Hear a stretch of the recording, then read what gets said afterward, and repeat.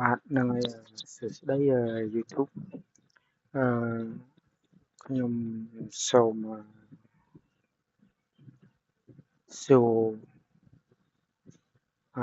YouTube បន្តិចមូលហេតុអីបានជាបិទអឺ review content ឬក៏បិទនៃការរលុយរបស់ channel ខ្ញុំអឺ channel ខ្ញុំទាំងអស់សុទ្ធតែជាវីដេអូ original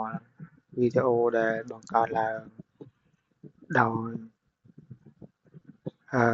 ថតចេញពីកាមេរ៉ាទូរស័ព្ទថតចេញជាពីកាមេរ៉ា drone ថតចេញពីកាមេរ៉ា Sony ដូច្នេះហើយខ្ញុំសូមស្នើទៅ YouTube ជួយបើកនៃការរលុយមកវិញដោយសារខ្ញុំមិនចេះភាសាអង់គ្លេសខ្ញុំនិយាយជាភាសាខ្មែរដោយសារ YouTube ក៏អាចរលុយបាននៅស្រុកខ្មែរអញ្ចឹងខ្ញុំមានតែការសុំពី YouTube ឲ្យការបើករកលុយវិញជាធម្មតាដោយសារខ្ញុំមិនមានវីដេអូច្រើន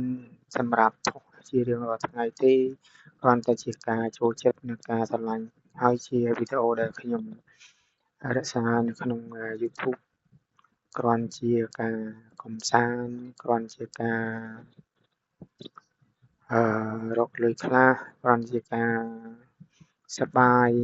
នៅក្នុង YouTube ដូច្នេះហើយខ្ញុំសូមពី YouTube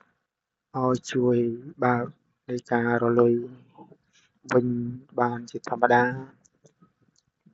ពី channel របស់ខ្ញុំច័ន្ទ YouTuber ដោយសារមួយរយៈកន្លងមកនេះបានធ្វើការបិទនៃការរលុយដូច្នេះហើយខ្ញុំសូមជឿជាក់នៅលើ YouTube ឲ្យរកយុត្តិធម៌ឬក៏រកការពិតជូន channel របស់ខ្ញុំបានបាទសូមអរគុណ